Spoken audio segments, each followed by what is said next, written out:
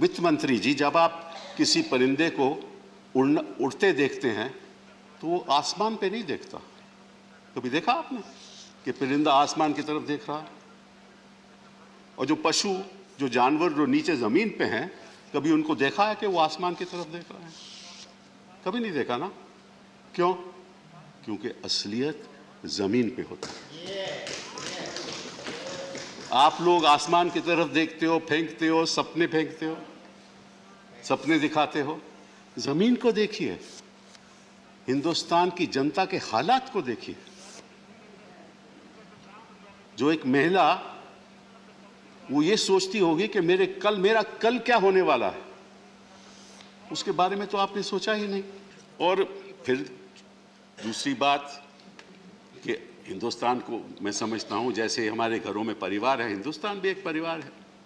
और जो माँ होती है वो क्या सोचती है? हमेशा सबसे जो कमजोर बच्चा होता है ना, हमेशा उसके बारे में सोचती है। और अगर कोई कमी रह गई हो, क्योंकि जो अपने आप में ठीक ठाक है, आत्मनिर्भर है बच्चा, उसको तो आप छोड़ देते हैं कि आप आत्मनिर्भर रहो। हम उन लोगों की मदद करेंगे जो आत्मनिर्भर नहीं हैं। इस बजट में आपने देखा कोई मदद दी उनको आपने? ये बड़े दुख की बात है। और आप बात कर रहे हो अमृतकाल। अमृतकाल, मैं तो 2014 से अब तक राहु काल देख रहा हूं। कौन से अमृतपाल की बात कर रहे हो आप? बस अब देखिए ना, ये कौन सा आप अमृतकाल की बात कर रहे हो? ये तो राहु, देखिए ना। और फिर असलियत क्या है? आप फिर यहां पे मैंने कल प्रधानमंत्री को, मैं बड़ा अचंभा रहा कि उन्होंने टुकड़े टुकड़े लोगों की बात की। टुकड़े टुकड़े गैंग। अरे भैया, मुझे यह बताओ, जो सभ्यता के टुकड़े टुकड़े करता है, जो इतिहास के टुकड़े टुकड़े करता है, जो संविधान के टुकड़े टुकड़े करता है, जो भाईचारा के टुकड़े टुकड़े करता है, वो टुकड़े टुकड़े गैंग का लीडर है।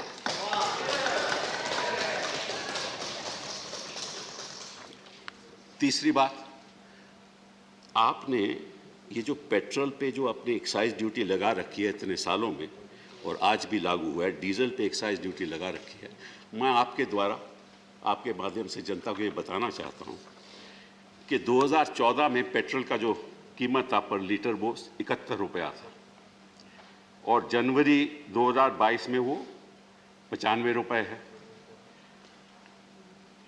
सेंट्रल एक्साइज जो हमने लागू की 2014 में, वो 9.20 पर लीटर, 9.20 रुपये पर लीटर, और आपने 27 रुपये कर दिया उस पर एक्साइज।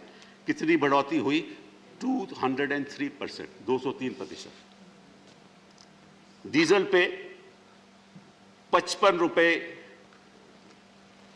उसका दाम था पर लीटर, उस पे एक्साइज थी 3.46। आज दाम है 86 रुपये, उस पे एक्साइज है 21 रुपये, और उसकी जो बढ़ोतरी है वो 530% है।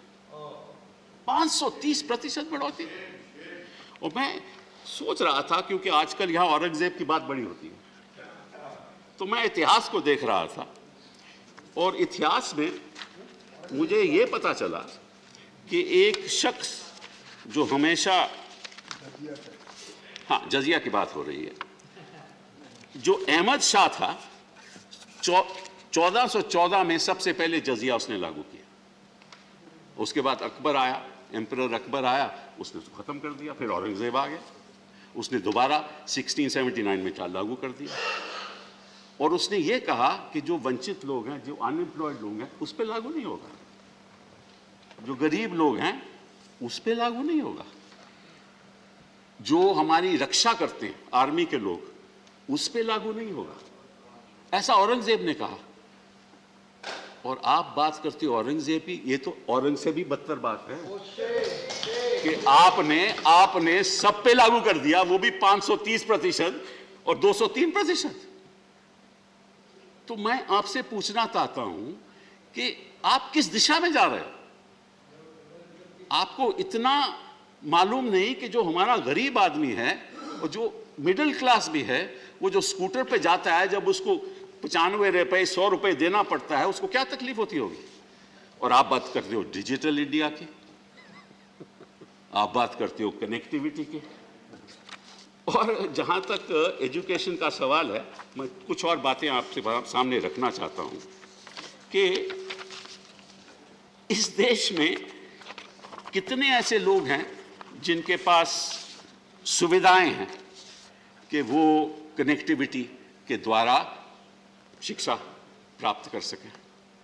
कितने लोग ऐसे हैं, और मैं आंकड़े आज के दिन आपको नहीं देना चाहता, लेकिन बाय एंड लार्ज देहात में लगभग 6 या 8% लोग होंगे जो कनेक्टिविटी कर पाए।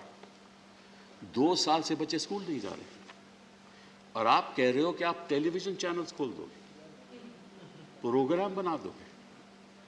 अरे किस झोंपड़ी में टेलीविजन लगेगा, और कहां वो ये सब लेसन्स लगाएंगे, आपको मालूम है? आपका पहले तो मैं वित्त मंत्री जी आपसे कहूंगा कि मेरी एक गुजारिश है, आपकी पार्टी कहेंगे आपको जरा एक इलेक्शन लड़वा दें, फिर आपको पता चलेगा जमीनी हालात क्या है हिंदुस्तान के। और जहां तक मनरेगा सवाल है, आपने उसका देखिए 73,000 करोड़ कर दिया मनरेगा का आपके एलोकेशन, 1,10,000 करोड़ था, उसका 73,000 करोड़ कर दिया, और उसमें आपने लगभग 13,000 करोड़ अभी प्रदेशों को देना है, तो एक्चुअल एलोकेशन केवल 60,000 करोड़। तो आप किस दिशा में जा रहे हो? फिर रही स्वास्थ्य की बात, क्योंकि वही बहुत, जब तक बच्चे का एजुकेशन सही नहीं होगी, स्वास्थ्य सही नहीं होगा, तो हिंदुस्तान की जो संपत्ति है वो आप पैदा कर ही नहीं सकते। आप बच्चों पे ध्यान दो, ये बड़े बड़े लोगों हैं ना, उसको छोड़ दो, क्योंकि उनको मालूम है कैसे वेल्थ बनाना है, वो आपको भी मालूम है, उनको भी मालूम है। वो सुविधाएं उनके पास हैं, जिनके पास सुविधाएं नहीं हैं उनके बारे में सोचो। Actually, आज मैं सुबह I was reading an article by Ranganathan ji, who has been the ex-governor of the Reserve Bank of India, and he said today that look, what is lacking is gross demand shortage. Unless you put money in the hands of people and they spend, the economy will not move forward. The purchasing power. Their purchasing power has to be increased. How do you increase their purchasing power? By reducing Manrega? By not giving them any benefits. Those sectors which have been destroyed by the economy because of the pandemic, you're not at fault at that. You're not at fault at that. इसीलिए आपके प्रधानमंत्री जी को ये जो अमृत काल है उसकी बात नहीं करनी चाहिए, क्योंकि ना वो रहेंगे, ना हम रहेंगे, ना आपके रहनुमा रहेंगे, और ना नफरत के बयान रहेंगे। 2047 तक वो नफरत के बयान भी नहीं रहेंगे। तो आप जरा इस बात पे सोचिए। Let's wind up now. One minute, sir. हमारा जो per capita expenditure in health है वो $172 है, per capita expenditure in health, और जर्मनी का है 771, फ्रांस का 485, इटली का 853, साउथ कोरिया का 1044 पर कैपिटा, चाइना का $334। तो अगर हमारा पर कैपिटा एक्सपेंडिचर हेल्थ का इस हालात, ये जो हालात दिख रहे हैं मुझे, तो बच्चे का ना तो स्वास्थ्य ठीक होगा, ना उसकी शिक्षा ठीक होगी, तो वेल्थ आप अडानी अंबानी से बनवाइएगा। बहुत बहुत धन्यवाद। Thank you, Kapil Sibal ji. Now, Sushil